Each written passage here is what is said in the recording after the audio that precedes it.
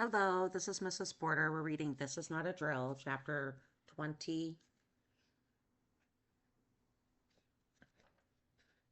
Sorry, chapter 20.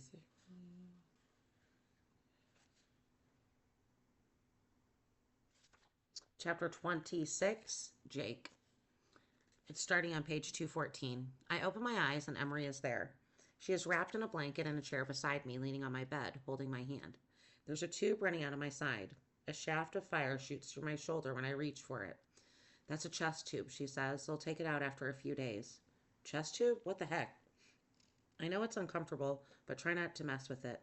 They had to reinflate your lung. My lung? Emery's image blurs and I blink to clear the fog in my head. Are you hurting? She asks. How bad is it?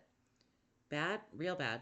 No one's ever set me on fire before, but I'm pretty sure this is what you would call a 10 out of 10.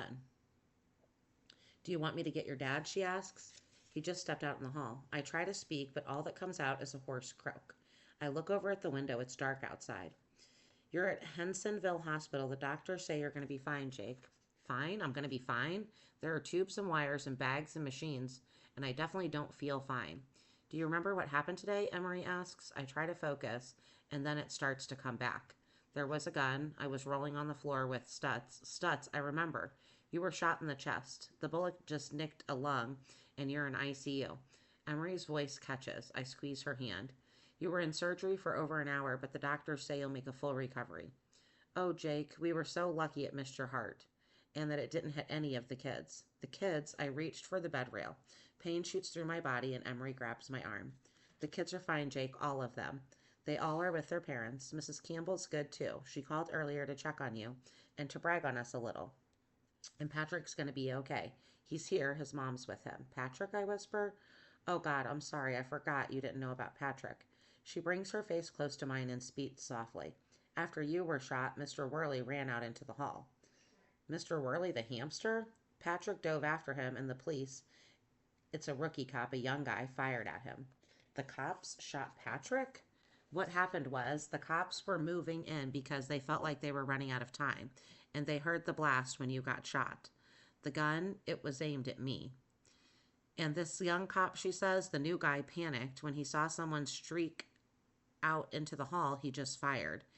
It's all so fuzzy. Patrick got shot? Thank God the guy is not a very good shot. The bullet just grazed Patrick's head. He has a concussion, and they're keeping him here overnight for observation. I can't follow it all. I lie still for a few moments, trying not to think about all the places I hurt, and I feel myself drifting off. Then my dad is standing over me. Jake, thank God you're okay. He lays his hand on my arm and touches my shoulder like he's trying to make sure all the pieces of me are there. His eyes are red and his clothing is wrinkled and stained. Is that blood on his shirt? I don't know what I'd do if I lost you too, he says in a strangled voice. Emery's smiling at me. She doesn't look at me that way.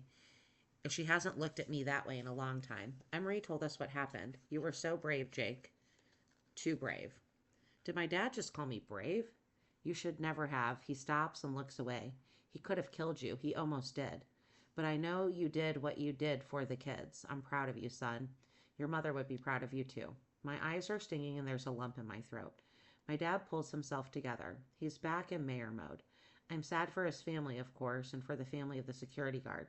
Their deaths are a great tragedy. But it could have been so much worse. I frown at Emery. Did he just say Stutz is dead? Stutz didn't make it, she says. Did I whisper. No, you didn't shoot him, Jake. After the gun went off and you were shot, then Patrick was shot, Emery says, spelling it out like she's talking to a first grader, which I appreciated in my drug haze. And then Stutz saw Patrick down. He ran out in the hall. He still had his gun in his hand and they shot him. They felt like they had to take him down after they heard the shot he fired when you went down. They weren't sure what he might do. The kids, they didn't see what I saw, thank God, she says, tears starting up again. I don't think he meant to shoot you. I'm pretty sure. I think the gun just went off accidentally, but I just don't know. It all happened so fast, she says. It's kind of a blur to me, too. We can talk about it later when you're not on pain meds. Pain meds? So foggy. You just have to take it slow for a while. No more heroics for a while, Biscuit. Heroics? Me? My dad's phone buzzes and he steps out of the room. Jake, Emery reaches over and turns my face toward her. She's looking at me with those green eyes shining, like she can see way past this bed in this room. Thank you, she whispers. I'm confused, but it's a good confusion. For what you did, for Patrick, for the kids, for me. I try to shrug, and the pain is blinding. Must remember not to move. And for this, she tells me. I look at the paper she's holding. It looks like my writing. It's the letter you wrote me. Oh, that letter. I never got it, Jake, until today. I frown confused. I remember you said something while we were in the classroom about a letter, so when Tab called to check on me, I told her. Emery says she admitted she had it. She took it off the windshield of my car the night you left it. What, Tab? I didn't get it? She says she knew how much you hurt me, and she knew I really liked you. Her face turns pink. God, she's so beautiful, and she drops her eyes. She figured you were trying to make things right. She was afraid I would go back to you. She didn't think I should. Tab, I hurt too much to be mad right now, but I got a few choice words for that girl. I know, I'm really mad at her. I honestly don't know if we can still be friends after this, but she thought she was doing the right thing. Tab's like that. She thinks she knows what's best for everybody. At least she didn't open it. She smiles. Aw, man, that smile is killer. I found the pieces of the picture inside the envelope. The one you took of us in art class that day, the one I tore up at my locker. I can't believe you picked them up and saved them. She looks happy, a good sign. I open my hand and close it again over hers. I've missed you, she whispers, a lot. The curtains open and my dad comes in. He sees me holding Emery's hand and clears his throat. I just wanted to see if you needed anything, he said. We're good, Emery smiles at him. She doesn't pull her hand away. Suddenly, there's a commotion to my left as the curtain is yanked aside and the Christine comes barreling into my little cubicle. They told me only 2 visitors, and I told that nurse I'm his stepmother and I have the right to be here. She does not know who she's dealing with. Ma'am, a young nurse is right beside her. I'm sorry, but you'll have to. Emery's fighting to keep a straight face. She can take my place, Dad says. Come on in, honey.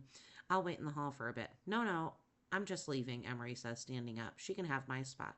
Don't, I whisper, reaching out to hold on to her. She leans down to put a hand on my shoulder. I promised Mom I'd be home soon. She's in a panic, as you might imagine. Doesn't want to let me out of her sight. I don't tell them about the big fight we had when I insisted she go home while I waited here with Jake. I'm supposed to call her to come and pick me up. I'll be back tomorrow. You get some rest after you visit with Christine. She gives me an oops look after she almost says the. I wink at her and she blows me a kiss and pulls aside the curtain to leave. Chapter 27, Emery. We're on page 221. I push the lobby button in the elevator and lean against the wall. My legs wobble a little as I walk across the lobby. I didn't realize how tired I am. A sign above an archway says chapel. In the dimly lit room beyond it, a dark-haired woman kneels alone near the front, her head bowed. I know instinctively who she is. I step into the room, move quietly past the 3 rows of the church pews, and kneel beside her. She looks up at me. Her face is streaked with tears. A rosary is threaded through her long, graceful fingers. Are you Silda? I ask. Yes, she whispers. I'm Emery Austin, I tell her, not sure if my name will mean anything to her. Before I can say more, she reaches out and takes my hand in both of hers. Her hands are cold, but her grip is strong. Thank you, she says with a slight accent.